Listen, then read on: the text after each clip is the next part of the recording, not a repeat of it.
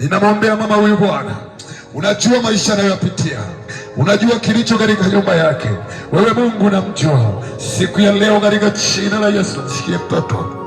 Siku ya leo katika jina la Yesu, katika jina la Yesu, katika jina la Yesu, asogee katika jina la Yesu, katika jina la Yesu, katika jina la Yesu, katika jina la Yesu. Toka maisha yake, toka maisha yake, toka maisha yake, toka maisha yake, katika jina la Yesu, katika jina la Yesu, toka.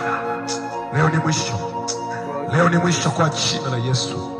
Mateso ambayo yako katika maisha yake, mmemtesa muda mrefu, mmemtesa muda mrefu, mmemtesa muda mrefu, mmemtesa muda mrefu, mmemtesa muda mrefu, toka